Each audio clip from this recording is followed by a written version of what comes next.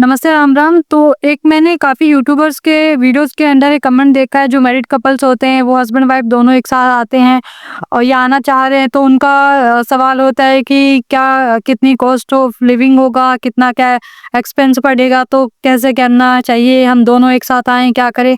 तो मैंने सोचा इसके ऊपर मैं भी एक वीडियो बनाती हूँ। उन लोगों के तो मतलब मैंने वीडियो नहीं देखी स्पेसिफिक, बट मैंने सोचा मैं बनाती हूँ कि अगर आप हस्बैंड वाइफ हो, दोनों एक साथ आने का प्लान कर रहे हो, तो आपको एक साथ आना चाहिए कि अलग-अलग आना चाहिए? देखो, मेन कंसर्न ये है कि आपको ये समझना है कि दुबई या जब आप आते हो, तो अगर आप एक साथ रहना चाहते हो कि हम अपना एक अपना प्राइवेट रूम लें, उसमें रहे, तो वो बहुत आपको कॉस्टली पड़ता है। और क्योंकि आप विजिट पे आए, तो जॉब अभी सर्च करोगे आने के बाद में, तो ऑलरेडी बहुत एक्सपेंसिव आपको हर चीज़ पड़ेगी। तो अगर आपका बजट में कोई प्रॉब्लम नहीं है, तो डेफ़िनेटली आप अपना अच्छे से पार्टीशन ले सकते हो, मतलब सिंगल रूम स्टूडियो भी आप ले सकते हो। 2,500-3,000 दिरहम उसकी कॉस्ट पड़ेगी। पार्टीशन भी लोगे तो 1200-1300-1500 दिरहम में आपको एक नॉर्मल पार्टीशन मिल जाएगा। बट पार्टीशन में आपको वॉशरूम और किचन जो है वो आपको शेयर करना पड़ेगा, क्योंकि जो भी और लोग रह रहे होंगे उनके साथ में। स्टूडियो में आपका जो प्राइवेट होता है, उसमें आपका वॉशरूम और आपका किचन अटैच होता है, तो वो आप आपके लिए जैसे नॉर्मल इंडिया में हम जो फ्लैट्स हमारे होते हैं, जो बीके होते हैं, लाइक बीएचके नहीं होते, बीके होते हैं, तो सेम यहाँ पे स्टूडियोज होता है। अगर आपको पैसों की प्रॉब्लम नहीं है, आपका बजट अच्छा है, तो डेफिनेटली आप उसके लिए जा सकते हो। बट आपको फिर ये भी ध्यान में रखना है कि वो तो आपका एक्सपेंस आपका रेगुलर पे होगा ही होगा। काफ़ी 2,500-3,000 दिरहम काफ़ी अमाउंट होता है यहाँ पे आने के बाद में। सिर्फ आप साथ में जो आप जॉब सर्च करोगे, तो उसका एक्सपेंस भी आपका लगता है, क्योंकि ट्रैवलिंग टाइम होगा, खाने-पीने का आपका होता है, और बाकी जितने भी नेट रिचार्ज आपका और बैलेंस रिचार्ज, बाकी सब खर्चे आपके आने ही आने हैं। तो अगर आपको देखो पैसों की प्रॉब्लम नहीं है, बजट का प्रॉब्लम नहीं है, तो डेफिनेटली आप अपना आओ, दोनों एक साथ आओ, अपना स्टूडियो रूम लो, अपना आराम से रहो। लेकिन अगर आप सोचते हो कि नहीं-नहीं, हमको तो पैसे का सोच के आना, हम चाहते हैं कि दोनों काम करें, दोनों एक साथ में कमाएँ, और उसके बाद में ही जो है अपना आगे हम प्राइवेट रूम ले सकते हैं। But for the time being आपको आप जो बंकर बेड लेते हो या स्मॉल पार्टीशंस लेते हो, जिसमें सिंगल बेड्स भी होते हैं, या फिर 2 लोग एक साथ में रह सकते हैं। लड़कियों का भी होता है अलग से, लड़कों का भी होता है। तो अगर आप मैरिड वुमन हो, तो आप लेडीज़ पार्टीशन में या अपने बंकर बेड में जा सकती हो। कुछ में होता है कि बंकर बेड होते हैं, मतलब एक बेड होता है, उसके ऊपर दूसरा बेड होता है। और जो नॉर्मल होता है कि सिंगल बेड्स भी होते हैं रूम के अंदर, 6, 8, 5, 4, वो अलग-अलग डिपेंड करता है। उनका कॉस्ट भी डिफरेंट होगी, एरिया लोकेशन पे भी डिफरेंट करता है, और सिटी वाइज़ भी उसमें जो है रेंट आपका वैरी करेगा। तो ये इम्पोर्टेंट होता है कि आपका बजट कितना है, आपके पास में पैसे कितने हैं, कितना आप खर्च कर सकते हो। क्योंकि जब आते हो, आप जॉब सर्च करते हो, जॉब मिलने के बाद में एक ये अच्छा होता है कि जो यहाँ पे जो जनरली लोग करते हैं, इंडिया से बहुत लोग जैसे आते हैं, उसमें से हस्बैंड और वाइफ 1% पहले आता है, वो अपने लिए जॉब सर्च करता है। उसकी जब जॉब फाइनल हो जाती है, उसकी जॉइनिंग वगैरह हो जाती है, सारी फॉर्मेलिटीज़ डन हो जाती है, उसकी जॉब लगी, मान लो महीना या 2 महीना हो गए, उसने जॉइन कर लिया। उसके बाद में वो अपने पार्टनर को बोलता है कि अब तुम आओ, क्योंकि एटलीस्ट एक बंदा तो सेटल हो जाता है ना, कि उसकी जॉब फाइनल हो गया, अब उसको टेंशन नहीं है।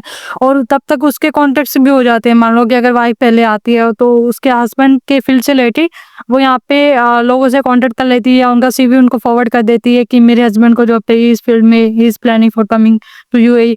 तो उससे हेल्प हो जाती है, यानी कि अभी कॉन्टैक्ट्स बन जाता है। अगर 1% पहले आता है, तो आपके कॉन्टैक्ट्स बन जाते हैं।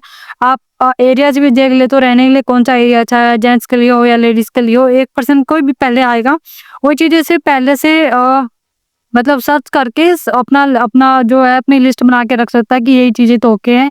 उनके लिए रहने की जगह भी आप देख सकते हो, और जॉब के लिए भी कंपनीज़ भी आप शॉर्टलिस्ट कर सकते हो कि वहाँ पे उन पे इंटरव्यू देना चाहिए। आप अपने रेफ़रेंस खुद से बना सकते हो, ताकि अपने पार्टनर को आप जो वहाँ पे इंटरव्यू के लिए भेज सको, या उनके साथ में कॉन्टैक्ट डिटेल शेयर कर सको, कंपनीज़ की इन्फॉर्मेशन आप निकाल सको कि कौन-सी कंपनीज़ अच्छी है जॉब के लिए।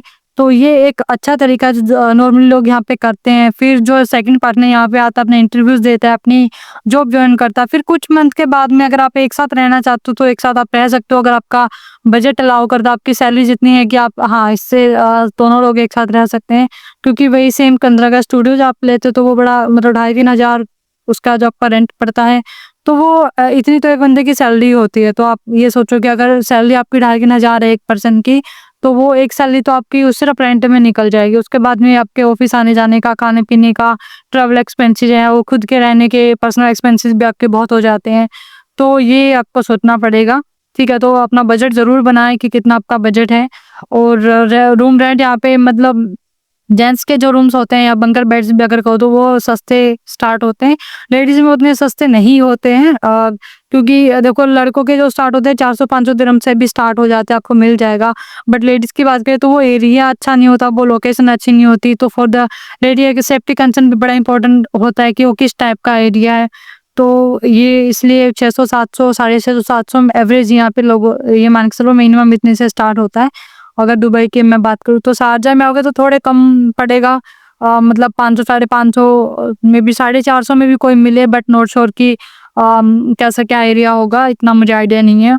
बट इतना पड़ सकता है, बट डिपेंड करता है कि आपको कौन सी लोकेशन आपके लिए सही है, किस सिटी में आप जॉब देख रहे हो, आपको दुबई में जॉब चाहिए या शारजा में चाहिए, अबू धाबी में चाहिए, तो वे बड़ा इंपॉर्टेंट फैक्टर आपका ये होता है। तो ऑलरेडी मैं बता चुकी हूँ, बार-बार नहीं बोलूँगी कि बजट अपना मेंटेन आपका वो सोच समझ के चले। दूसरा है कि दोनों आप आ रहे हो तो आपको पहले से माइंड में रखना है कि ज़रूरी नहीं आपको पहले दिन या पहले हफ्ते में आपकी जॉब लग जाएगी। तो आपके पास में इनफ टाइम होना चाहिए, अपना वीज़ा आप लेके आओगे 2 या 3 महीने का, मेरी मानो तो एटलीस्ट आप 3 महीने का वीज़ा लेके आओ। बाकी आपकी पर्सनल चॉइस है कि क्योंकि कंपनी भी आपका ना 15-20 दिन का टाइम लेती है वीज़ा प्रोसेस करने में, और आपको जॉब ढूँढने में टाइम लगता है। स्टार्टिंग में आपको जॉब मिल भी जाते हैं, आप होते हो कि चलो मेरे को जॉब मिल रही है, मैं जॉइन कर लेता हूँ या कर लेती हूँ। बट पता चले वो कंपनी कहती है कि भाई हम आपका वीज़ा 1 महीने के बाद लगाएँगे, और ये बात आपको पहले आप पता नहीं करते हो, बाद में पता चलती है, तो फिर आपका वो टाइम वेस्ट होता है उसमें भी। आप सोचते हो कि अरे मेरे को तो बड़ी जल्दी जॉब मिल गई, बट आपको ये नहीं पता कि कंपनी 1 महीना और लेगी आपका वीज़ा प्रोसेस करने में।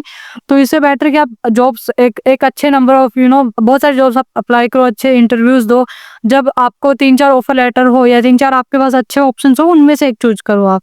तो ये बेटर आइडिया होता है, नहीं कि आपको इस चीज़ चक्कर में नहीं पड़ना है कि मैं पहले हफ्ते में जॉब ले लूँगा, 2 दिन के अंदर ही मेरी जॉब लग जाए।